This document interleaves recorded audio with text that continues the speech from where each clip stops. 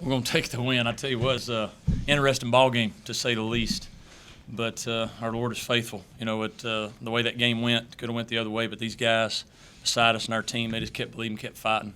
And, you know, they got a good football team. It could have went either way, back and forth there, and our defense made enough plays for us to get some turnovers. And Danny coming in here hadn't played in forever, couldn't throw it in the ocean, and was able to lead us to a couple touchdowns and give us enough points to try to find a way to hold on. And you know, credit to him and his composure and his leadership. And it was just a good football game. It was a great showcase, for Charleston Southern, for Citadel, low country football, FCS football. We're fortunate to get the win, but we're proud to have that win and be marching on and give them the credit. They played really a good game. We were fortunate enough to come out with the win, so pleased with that and just thankful. Because you've been in the postseason, you appreciate what all that matters is just winning. So are you bothered at all about the way the offense played today, and does that stick with you in this game, or can you flush out the memory from this game to say, you know, all that matters is advancing, and we did that for the first time in school history? Well, when you call plays, yeah, you always bothered by it because you want to put up a lot of points. But you know, you can't control some of those things that happened to us. Losing two quarterbacks, we didn't have a starting right tackle that didn't play in the game, so we're playing a redshirt freshman that's played about 10 snaps all season. So we knew going in it was going to be a challenge, and they did a good job on defense. But the bottom line, and I've told our team this, I don't care if it's 44-42, we've won something like that, or we've won something like this. A win's a win, and we're going to celebrate and enjoy it, and we're going to find a way to do it. I think a good sign of a good team, really a great team, is when you don't play well, you still find a way to win. And there was not ever doubt on that sideline that we weren't going to find a way to win the game. Jamie, what's the deal with Austin Brown? Is he going to be okay to play next week? That's a good question. I hope. I don't know. If not, Danny's going to have to lube up the arm and get it ready to go. But he got banged up. Honestly, something was wrong with Austin pregame. I don't know what was going on, but I don't know if he got a little anxiety or what got worked up. But he wasn't himself. I mean, you could see by the way he's throwing. We had guys running wide open early, and he didn't even get it close to him. And then he got banged in the game, and I don't know what our trainers and doctors have said was wrong with him. We're going to find out, but we'll hope we'll get him back. And I know they'll work to get him back if he's capable. If not, then we'll figure a way to find it out. Jamie, it seemed like you guys, you're not just happy to be here. You plan to move on, and even the way, I mean, it was kind of celebratory afterwards, but you know, it's like we're going somewhere else to play. Is that a true thing? Or what? Yeah, I mean, it was. We're excited for the win, but these guys here and those guys in that locker room, they think we have a championship team in that locker room, and we're ready to continue to march on. They don't want this journey to end, and so I think myself and our team learned sometimes those celebrations aren't the best way to do them. So we've learned how we can handle ourselves in a better way, and so we're celebrating our own way. But in playoffs, you win, you move on, and so our focus is on Chattanooga, Jacksonville State, and hopefully maybe we'll get a home game. If not, maybe NCAA will fly us there. That'd be nice if they do, and try to continue to march on. And so that was our mindset. We felt like we were the better team. I mean, we felt like we were better after playing them before, but just watching all season, they're good. We felt like we were better if we could play the game we're capable of. I don't think they played the game they're capable of with the turnovers. We really didn't either. Came down to the defenses, and our blue swarm's pretty good. Solomon, what does your defense do that other teams don't to stop the Citadel's run game? We do a lot of punching and squeezing of the tackles, which is condenses their gaps. And if we can get them to bounce and get uncomfortable, we just swarm the ball and we make plays.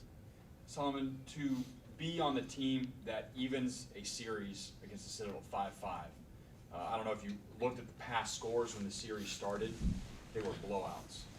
There was such a far gap between the programs. You guys have now evened the series at 5. You won 4 straight in this series. Now the most important thing is moving on, but to do it by beating the Citadel for a 4th time in a row, is that something extra special that adds to this day and to this memory? It's definitely adds to the memory.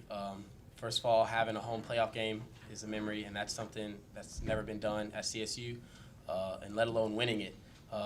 But us winning it against, I guess, our crosstown rival just makes it even more special because we're not going to play him again. Solomon, kind of the same thing I asked Coach Chadwell. Were you guys just happy to be in the playoffs? We're happy to be in the playoffs, but we're not satisfied just being in the playoffs. We all want to win it all. We don't want to lose. And to be not alone just the first team to go in the playoffs at CSU, but be the first national championship team at CSU, I feel like is our ultimate goal. Could you get a sense from their offense, Solomon, that there's kind of like, we can do this against so many other teams, and yet we struggle against this team? Do you think that there's a frustration that you notice from their linemen, from Dominique Allen today, their backs, something? Or is it just you guys are so focused on doing it, the success just keeps happening against the Citadel? They started to stress out and lose focus, obviously, in the game when they started fumbling the ball and we started putting more pressure on the quarterback and still punching and squeezing all game. And that's our game plan. We're going to do what our coaches say and punch, squeeze, and do our assignments. And if they get off track, which is what our game plan is, to get them off track, penalties, and so on, it's just how the game goes. JD, you won today with your third-team quarterback starting, David. Played most of the game. Your offensive line banged up. What does that say about you? Well, I think our guys just have a great confidence in whoever's in there. We've had, in the time that I've been here, we've had so many injuries and so many suspensions. We've had to deal with things like this, so it's almost second nature. And how you respond to adversity is really what type of character you have. And our team has always responded to some adversity that, all right, next guy up. I mean, Danny's like, hey, coach, I'll give you everything I got. You know, we know he can't throw it from here to that wall, and most of our team knows that. But when he had to make some plays, big play to Colton Corn early in the game, there when we weren't doing anything, big plays, and then there, I think one of the big difference he got let us on that drive there, mid fourth quarter. We took about 4 or 5 minutes off the clock, and he milked it, and we got a couple first downs, and was able to flip that field. That's just his leadership, and nobody in that huddle was like, oh, he can't throw. It was like, hey, we're gonna find a way to get it done. And when your team believes in each other and you don't believe in schemes, you believe in the guy beside you, I think that's what makes good teams. And, we're not the most talented, but I believe the character and the heart of these guys, it's pretty special. Danny, you probably didn't wake up this morning saying you were going to be playing 3/4 of the game. What's your mindset when he says, hey, Danny, you got to go in? I mean, how do you prepare yourself at that snap of the finger that you've got to be ready to play and try to help this team? I mean, nothing really changes. When Austin and Kyle are in, I know I still got to be ready. They're taking some hits this year, and they've been banged up. So, even in practice, if I don't get all the reps, I'm still there mentally, just making sure I'm on top of things. So, whenever I do get in the game, or if that chance happens, I'm not going to be, oh man, I haven't done this in 6 months or whatever.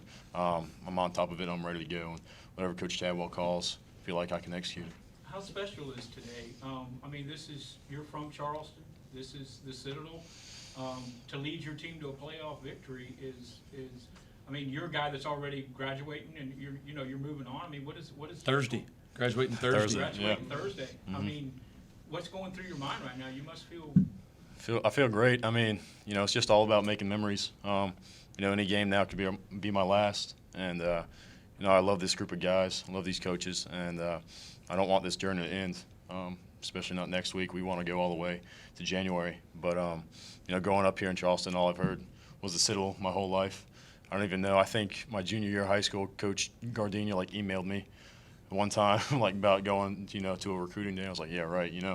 I'm not going to go here, but everything happens for a reason, and I'm happy to be sitting where I am.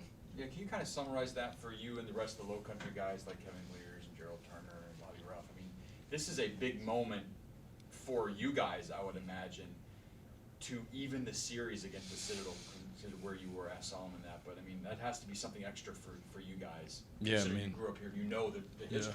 Yeah, definitely. Back when we were growing up, Citadel was the premier team in Charleston. CSU was decent, but no one would travel up, 26 to watch them play. But now we've even the series, and we're the dominant program in Charleston, one of the most dominant programs in the state. And that's just such a great blessing to have Coach Chadwell and the staff come in a few years ago. They've just turned the program around, made us a national contender each year. Worst case scenario happened today, and they still led us to a victory with their coaching and everything. So it's been a great time here turning this program around, and I know they're going to go far in the future. Jamie, Citadel CSU might not play in the regular season anytime soon, but it looks like you may have to contend with each other in the playoffs if things keep going like this.